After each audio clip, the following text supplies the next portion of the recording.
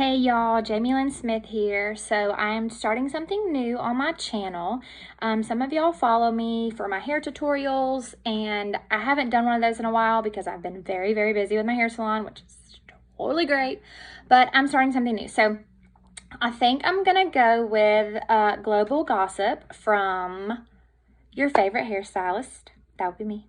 I talk to a lot of people in my chair all the time, day in and day out, and they have a lot of questions. And luckily, even though I am terrible at math, I'm really good at finding things out and digging down and figuring things out for people. And so some of them are basic things that most people should probably understand, as especially a US citizen, an American. These things are very important. So I went on Facebook and I asked my friends, like, what do y'all want to know about first? And they gave me some amazing ideas. So the first one I'm going to start with in my global gossip, which really pertains to the United States only, but it is going to tie into my second video as well, is going to be about the Electoral College. So Electoral College. I'm going to use Georgia as an example, probably through this whole video. I'll talk about some other states too, but I'm from Georgia. I have my Just Peachy shirt on from Lace to a T, and it's my home state, so I can get information on it super, super easy. Fathers started the Electoral College, and it originally was a compromise between the popular vote and the vote from Congress. So they wanted to basically, at the time, which is now, at the time when this was started, that is why they had to do this, because it was based off population. Now, your northern states were less populated, but they were all free men, or for the most part, because at that time, that's who could vote. Your southern states were heavily populated because of their slaves that they owned. Now, that's a whole nother can of worms. Not getting into that today, probably ever, because don't want to talk about that. No. The Electoral College, the way it was set up originally, they were like, okay, that's not going to work because all the northern states are always going to win because they have more population. For the record, I'm just stating historical facts, things that you can find online just like I did. I completely don't believe, and it is horrific, slavery in any form.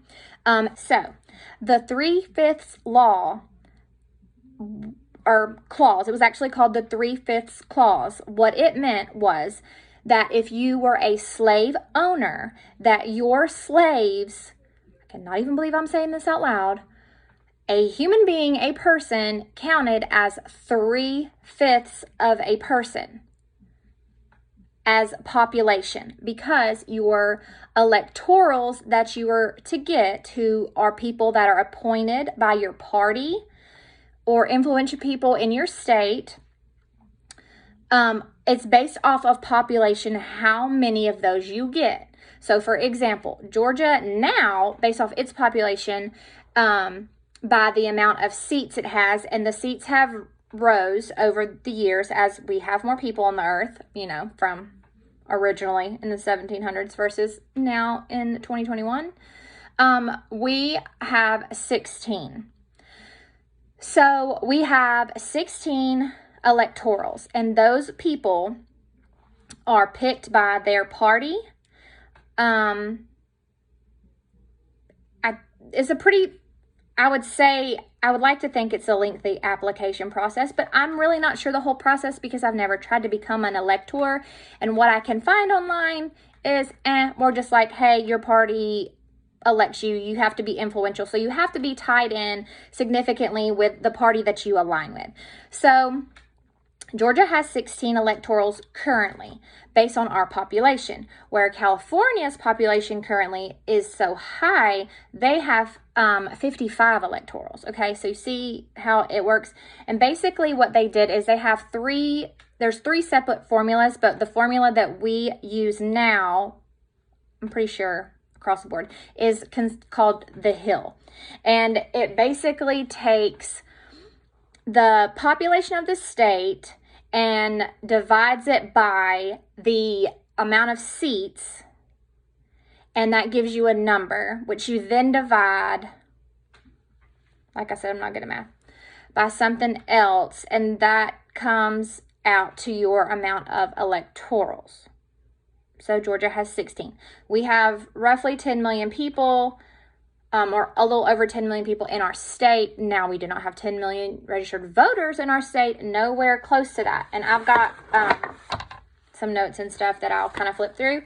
But that's how you're allocated your electorals. And as of originally, the South wanted to, well, I guess not just all the South, but predominantly the South wanted to count their enslaved people, even though they were not allowed to vote. It's kind of sad. It's really sad. But this is where the nice word progress comes in, because luckily, we have progressed way past that now. Praise Jesus. On me so far. So 3/5 clause, Electoral College based off of population. And if you owned slaves, your slaves were counted under the 3/5 clause, which meant 3/5 of a person. And that's how they got their election to a fair and not just off a popular vote, because most of the population at that time, a higher number of free men, because free men were the only ones allowed to vote, lived in the northern states, whatever. So based off of that, the Electoral College in the last 200 years has been challenged over 700 times to Congress to either reform it or eliminate it. And usually how it goes is the party that benefits from it and that term wants to keep, the party that doesn't wants to get rid of. It's a constant thing. But we are the only country, I would say, that successfully has had this system where it seems to work for the most part. Until, like Albert Einstein says, we let technology take over and the world goes to shit.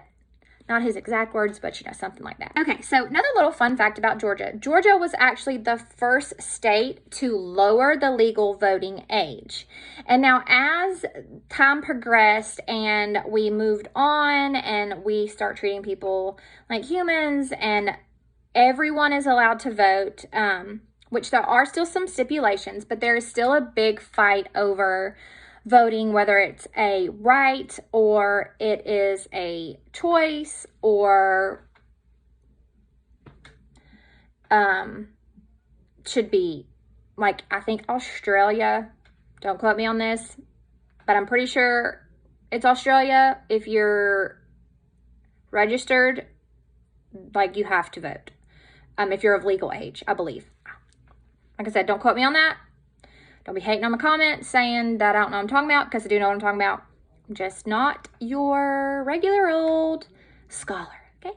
So now that we know how the Electoral College originally started, I'm going to give you some up-to-date information about the Electoral College and why it's still, I have mixed feelings about it as my opinion, but I do think it is a working process, but I think there needs to be some tweaks to it, because as of now, how they do it is it's based off of population, and it's based off of an every 10-year census. So if you do not fill out your census and send it in, and there are some people that are very anti-census, you don't count as population. So it's based off the census report. So I'm telling you, when you get it, fill it out. Okay, so here's where a lot of the questions come in. People are like, oh, if only the electorals vote, then my vote doesn't even count. Not true. Not true. Although, because it is based off of population, if you do ratios, in certain states, you're more likely vote per vote counts versus others heavily populated states. And there are also 2 states, Nebraska and Maine, that are split states. They can vote either way. So your vote really does count. In certain states, it definitely might count as more if your population is less.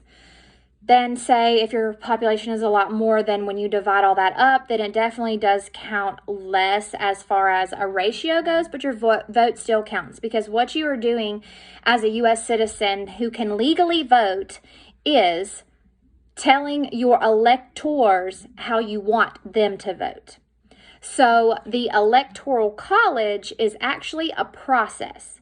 So the first is the electorals are chosen by the party.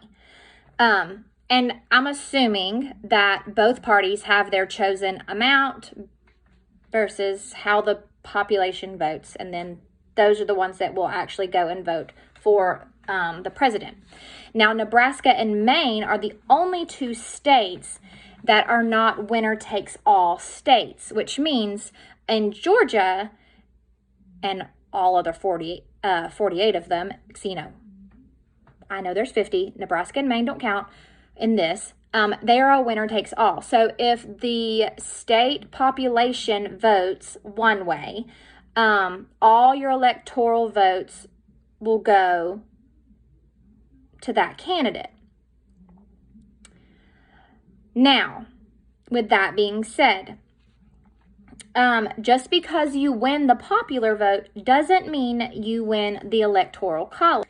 So electors actually vote 2 votes one time. They vote for the president and the vice president, and it's done in a meeting, usually the first Monday after the second Wednesday in December after the election.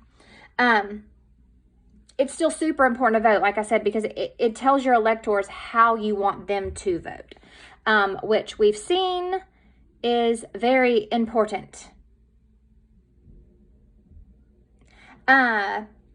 States with general elections, popular vote, appoint electors when the winning candidates in the state party select an individual who become the electors. So we also have senators, your electorals, your Congress members, all that jazz. There's 3 branches of government, guys. 3 whole branches. So remember me saying that the census controls the amount of electorals a state gets. So as of current, the census just went out in 2020. It was the beginning of the year, I believe, when we filled them out, which was, everyone should have got them because we were all home. Thanks, COVID. That one will now allocate the next 10 years. I said that right. 10 years. So the 2020 election, the 2016 election, and the 2012 election were all decided electoral amount by the 2010 census. Now, just because you win the popular vote does not mean you win the election. And we've seen that happen 5 times in our history of as our country. The latest 2 were in 2000 and 2016. So,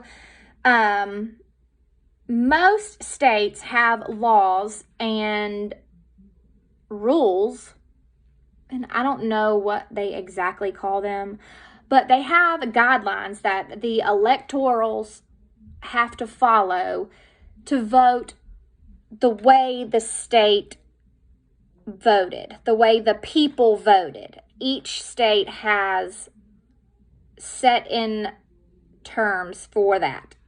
Now,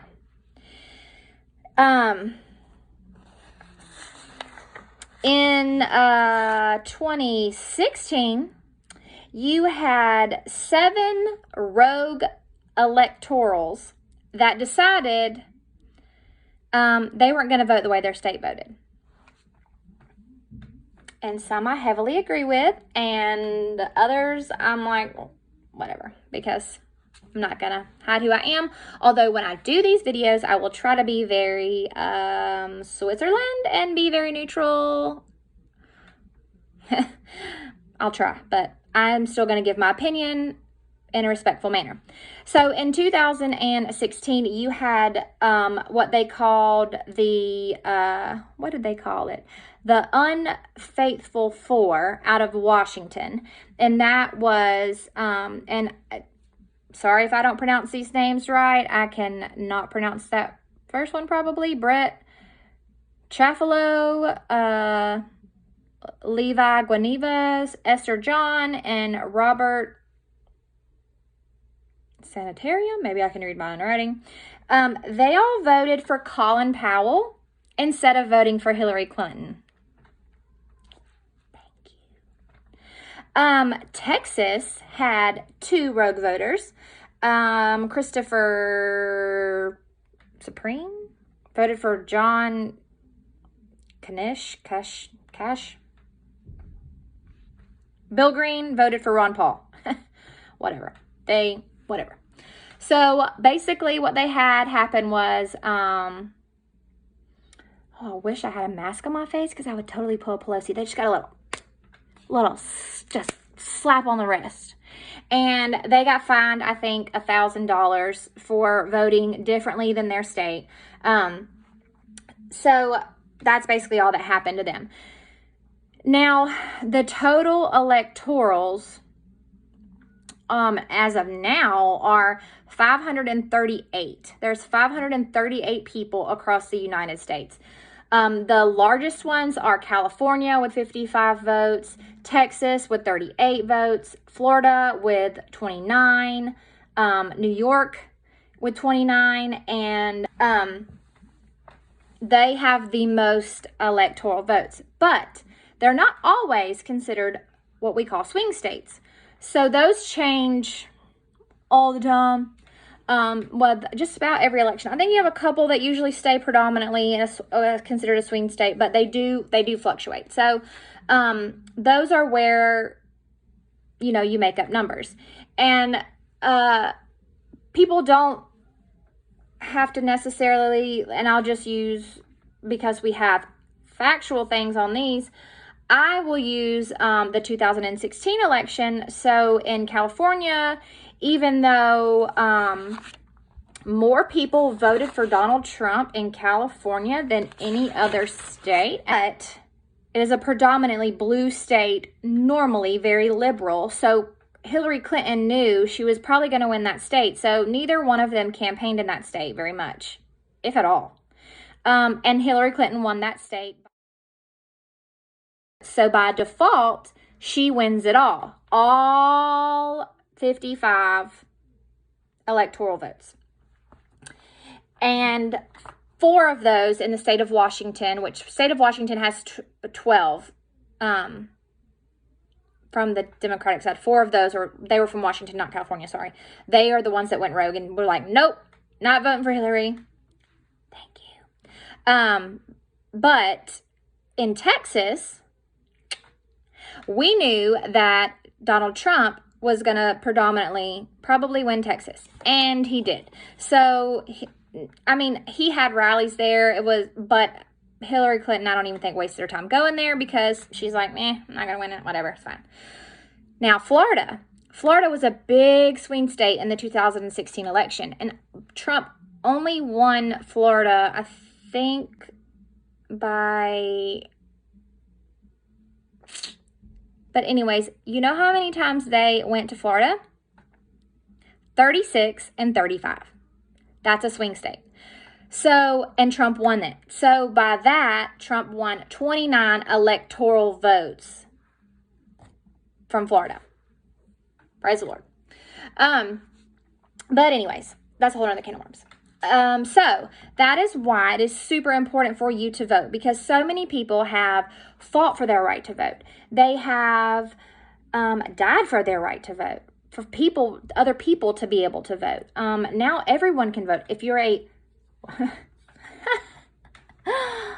literally just use that term figuratively, didn't mean to use it so loosely, but so legally you should be 18 years old.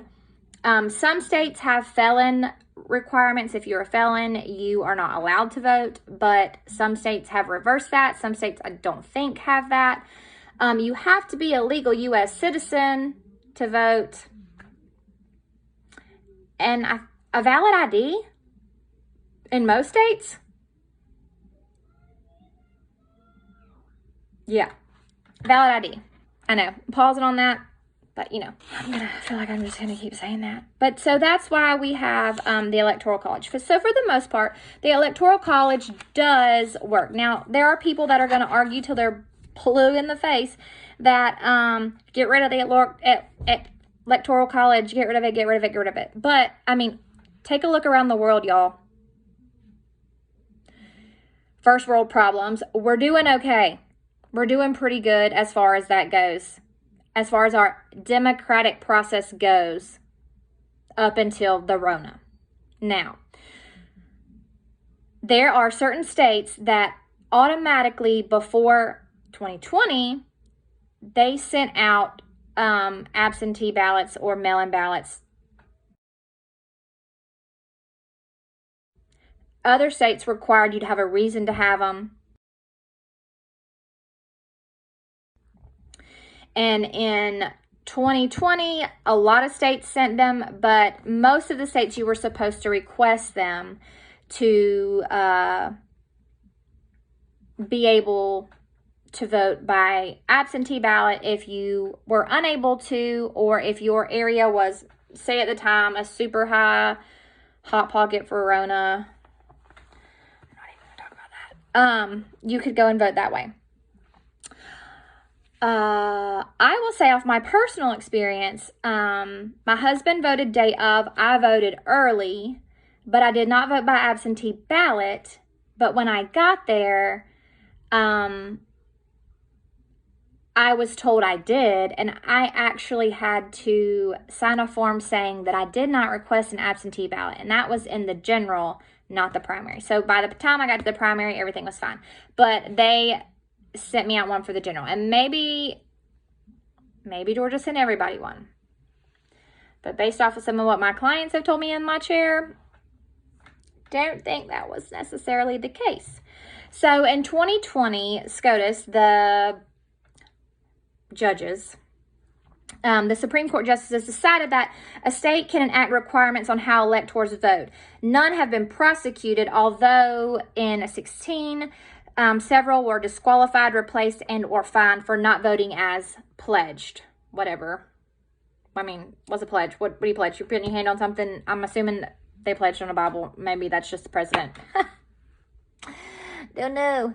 So, by the way the cookie crumbled, and I use crumbled as a very figurative term because that's how I feel. Trying to make sure I don't need to tell y'all anything else about this Electoral College. So, rundown. Founding fathers, free men could vote. At the time, they had the 3/5 clause, which means the southern states or slave-owning states had their population added to by the 3/5 clause, and that was if you were a slave owner, each slave counted as 3/5 of a person. Yes, I said that right. That is not my opinion. That's just fact. Don't come for me. It was to keep in balance Congress against population, and it's based off of population. Can I do that? Yeah, I can. It's based off of population. Okay. And there are some articles that they put in as like Article 2, basically says the president can serve 4 years and the vice president 4 years, and that they can serve, it says each state appoints legislature that is given a number of electorals. So, like I said, Based off your population, each state is given a number of electorals. I really need to work on my posture. Ooh. 2 senators, and then based off population. And shame on me for not knowing when women legally became able to vote. Just gonna assume. The 12th Amendment basically states that all votes are counted and certified by each state. So, like with this last one, and that the vice president is he reads the votes out to, and we saw that go down once each vote is certified by a state. No matter opinions,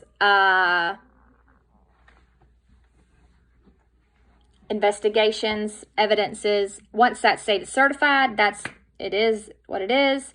Even though we are currently still in litigations, I know in some states for certain things, and that's so much to cover. It's like trying to read during a tornado. Like, I don't know how that would happen. So, but just to give you a little rundown on the Electoral College from Georgia, how it just fell in 2020. So, and a lot of people don't know, like, the process of this. And they're like, oh, well, if I'm not the one actually voting for president, then it doesn't count. But it really does, especially since SCOTUS put into count that you have to vote, or your not necessarily have to, I guess, but they put into in 2020 that your electorals have to vote according to their state, or they're going to have repercussions, which I'm assuming is probably why the people that said they were going to do one thing did another. And I have to be careful about using certain words because I'm just getting going and I don't already want to be censored on YouTube. So, Georgia, by the outcome of the 2020 election, is now blue, which is weird, but at the moment it is what it is. So some of these names are you're going to be like, who? And other names are going to be like, not surprised. So let's just go down the list of the 16 Georgia electors, because I think I'm going to give you this information, but I want you to take some of this information and actually look into it yourself. But it still is very important to vote, no matter what. I don't care what side of the aisle you align with. It is important to vote. It is I believe, a privilege to vote, along with a right to vote. There is a lot of blood on this soil for people to be able to act right and exercise their right to vote. They have earned it, no matter across the board, no matter what happened. There were people that died in this country for every soul that's eligible legally to vote based on their federal and state regulations. The rules that changed in 2020, that's a whole another can of worms, and I know that's why they're still in litigation in some states. So let me just go ahead and go down this list real quick for you before I get sidetracked, because, squirrel. And I will say this, I'm going to pronounce names as best as my ability, to the best of my ability, but forgive me if I pronounce your name wrong. My name is Jamilyn. I've been called Jamilyn. I've been called Jessica and Jennifer, which is not that offensive at all. None of them are. I just kind of giggle, but I get it. My mom's name is kind of hard to pronounce too, so although you'd think Jamilyn's not hard to pronounce, but so I feel your pain. If I pronounce your name wrong, sorry, I'm trying.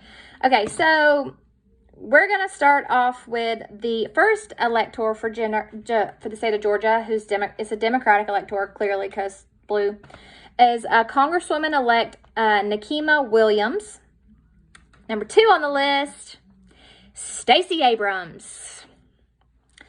Then you have State Representative Bob Trammell, State Senator Steve Henson, State Senator Gloria Butler, State Representative Calvin Smear, State Representative Pedro Marin, Savannah Mayor Van Johnson, Rome City Commissioner Wendy Davis, District Attorney-elect Deborah Gonzalez, civil rights activist Bobby Fuse, Sancheen Varghese, sorry if I pronounced that wrong, Houston County Democratic Chair Famika Miller, Georgia Young Democrat President Rachel Pout, I think. I can't read my writing on that one, sorry. Atlanta formal, I think she was a former commissioner, Kathy Woodlard, and Ben Myers.